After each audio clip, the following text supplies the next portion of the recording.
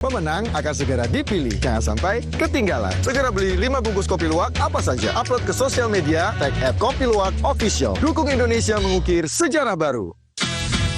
Menangkan 5 tiket nonton langsung Indonesia di Pentas Dunia 2026 Amerika. Beli 5 bungkus kopi luwak limited edition, foto 5 kemasan dan struk asli. Upload ke sosial media, tag @kopiluwakofficial. Dukung Indonesia mengukir sejarah baru. Menangkan 5 tiket nonton langsung Indonesia di Amerika. Dukung Indonesia mengukir sejarah baru.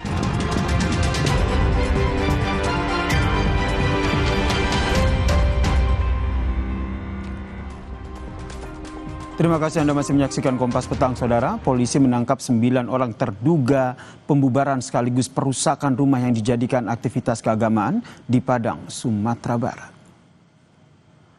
Perusakan ini, Saudara, diduga karena warga menilai aktivitas keagamaan tersebut tidak memiliki izin. Polisi yang datang ke lokasi langsung memasang garis polisi dan memastikan kondisi warga kembali kondusif. Wakapolda Sumbar, Brigjen Polisi Solihin yang datang ke tempat kejadian juga meminta warga untuk tidak anarkis dan main hakim sendiri. Saat ini, Saudara, 9 orang yang teridentifikasi sebagai terduga pelaku pembubaran kegiatan dan perusakan rumah doa masih berstatus terperiksa. Polisi akan mengambil langkah sesuai dengan prosedur.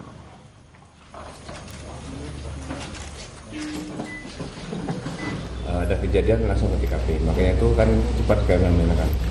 Dalam hitungan berapa jam, tidak lama kan sudah kami amankan. Semua aman, jadi tidak ada yang bertindak anarkis atau bermain sendiri, jadi tidak boleh di sini. Ya.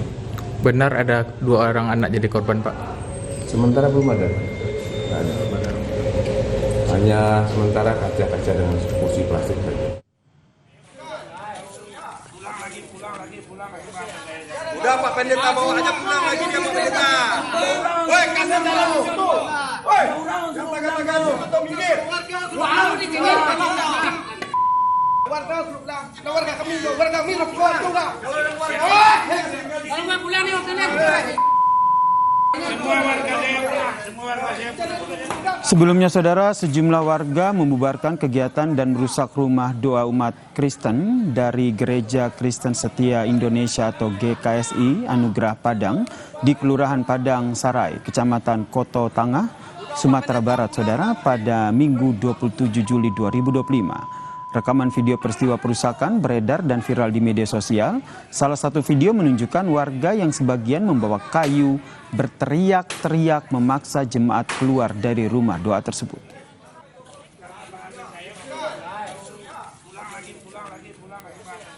Udah Pak Pendeta bawa aja pulang. Tidak hanya membubarkan, warga yang emosi juga melakukan pengerusakan menggunakan kayu dan lemparan batu, Saudara. Para jemaat yang panik langsung berhamburan keluar dari dalam ruangan. Tak berlangsung lama, kedua belah pihak mencoba saling bernegosiasi agar bentrokan tidak terjadi dan massa yang menyerang pun mundur setelah aktivitas ibadah ini dihentikan. Ketika itu kami sedang duduk-duduk beberapa teman yang ada di rumah doa, lalu datang Pak RT, datang Pak Lurah tadi membawa saya di belakang. Sampai di belakang sana antara mereka itu bertengkar, ngomong-ngomong mereka. Pun saya damaikan, tetapi salah satu di antara mereka menyatakan bubarkan, stop itu kegiatan di situ. Maka terjadilah insiden itu, peperangan atau penghancuran. Sorotan selanjutnya, Saudara, masyarakat anti korupsi Indonesia atau MAKI menduga tersangka tata kelola minyak mentah Riza Khalid telah 4 tahun berada di Malaysia dan menikahi kerabat kesultanan di salah satu negara bagian Malaysia. MAKI berharap Kejaksaan Agung segera menerbitkan red notice agar Riza Khalid bisa ditangkap. Koordinator MAKI Boyamin Saiman mengaku sempat bertemu sejumlah pihak di Kuala Lumpur yang mengaku pernah bertemu dengan Riza. Ia pun mengklaim menerima dokumen foto Riza bersama dengan Perdana Menteri Malaysia Anwar Ibrahim pada tahun 2022 saat bertemu dengan Raza Kedah. Selain red notice, Saudara, Boyamin juga berharap Kejaksaan Agung melakukan ekstradisi terhadap Riza untuk mempermudah proses penangkapan.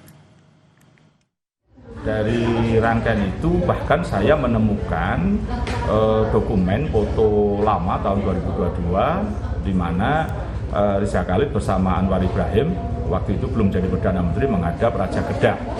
Dan artinya melihat dari situ ada kekerabatan dan ada keratan dari Riza Khalid terhadap elit-elit di Malaysia. Dan juga dugaannya telah menikah dengan kerabat kesultanan di negara bagian Malaysia, inisialnya C atau K. Dan itu sudah bahkan 4 tahun, 5 tahun yang lalu Riza Khalid juga menikah dengan orang yang level bangsawan di Malaysia. Sehingga menurut saya ada privilege, ada merasa aman Riza Khalid di Malaysia. Kementerian Imigrasi dan Pemasyarakatan menggandeng Kejaksaan Agung dan Polisi Malaysia untuk memantau tersangka kasus dugaan korupsi minyak mentah Riza Khalid. Menteri Imigrasi dan Pemasyarakatan Agus Adrianto mengatakan Riza sudah meninggalkan Indonesia sejak Februari 2025 menuju Malaysia. Dari yang kita monitor, yang bersangkutan sudah meninggalkan Indonesia sejak Februari. Sekarang ini masih ada di Malaysia dan kita sudah komunikasi dengan imigrasi yang ada di Malaysia, termasuk dengan polisi dari Malaysia.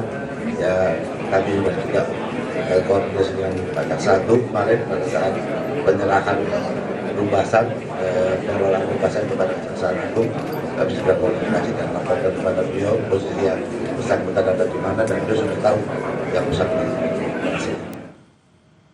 Kejaksaan Agung menetapkan pengusaha Muhammad Riza Khalid sebagai tersangka korupsi tata kelola minyak mentah dan produk kilang pada PT Pertamina, Subholding dan kontraktor kontrak kerja sama tahun 2018 hingga 2023 yang merugikan keuangan negara sebesar 285 triliun rupiah.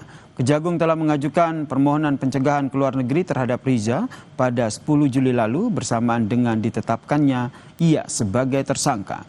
Riza Khalid diduga berada di Malaysia. Tersangka kasus korupsi minyak mentah saudara Riza Khalid diduga berada di Malaysia. Apa yang harus segera dilakukan untuk bisa membawa tersangka itu ke Indonesia?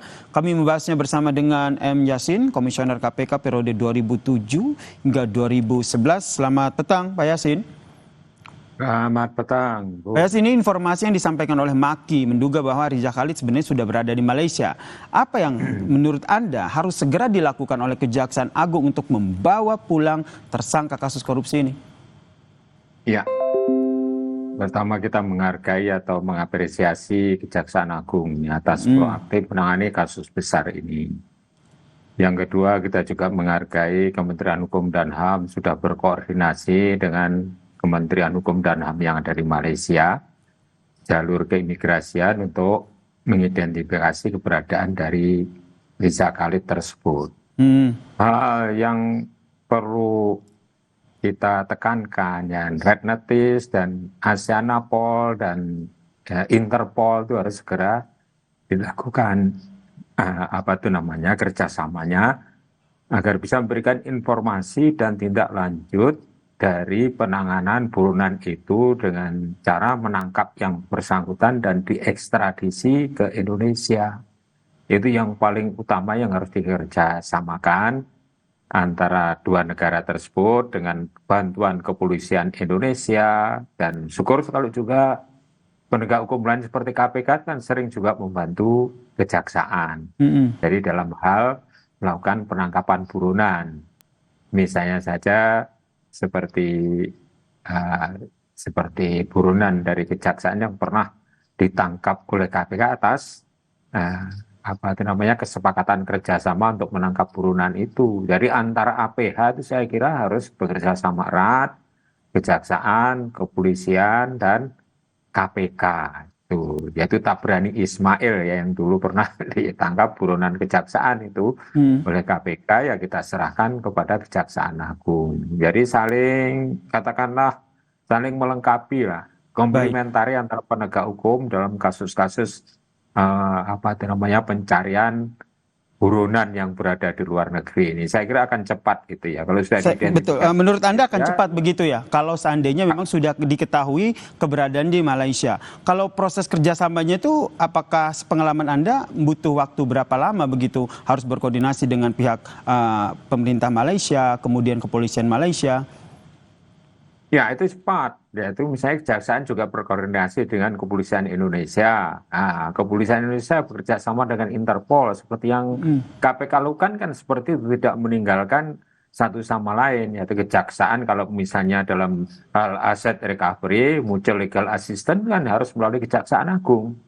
Jadi saling komplimen antara penegak hukum yang ada di Indonesia ini agar segera terrealisir, ketangkap itu buronan itu. Kalau di Malaysia itu deket.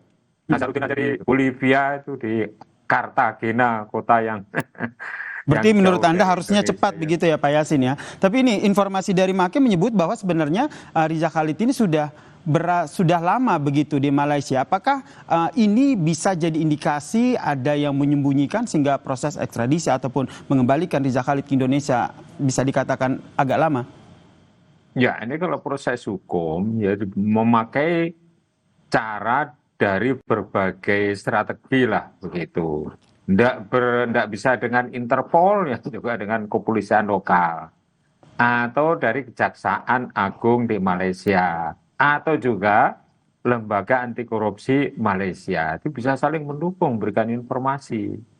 Kalau sudah dinyatakan seperti itu red notice kerjasama dengan Interpol, kerjasama dengan kepolisian lokal, kejaksaan, ya, antara Kementerian Hukum dan HAM, saya kira cepat itu kalau di Malaysia. Ya, pengalaman KPK dalam mengejar buronan itu kan tidak hanya di sekitar ASEAN saja kan, di luar ASEAN pun juga bisa kita temukan dan kemudian segera dibawa pulang dengan segala cara ya strateginya ya sampai kalau jauh seperti di Bolivia itu kan kita menyewa sendiri pesawatnya. Kalau pesawat komersial tidak mungkin.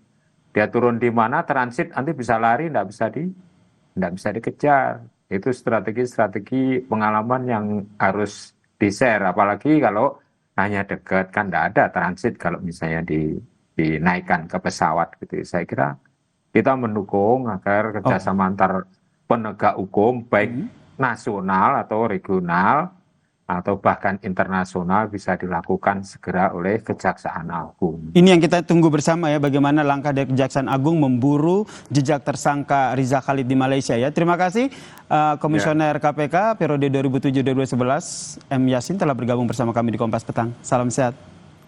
Ya, terima kasih. Dan saudara, usai jeda Kompas Petang masih punya informasi soal Badan Eksekutif Mahasiswa Seluruh Indonesia atau BEMSI yang menggelar demonstrasi bertajuk Aksi Indonesia Cemas 2025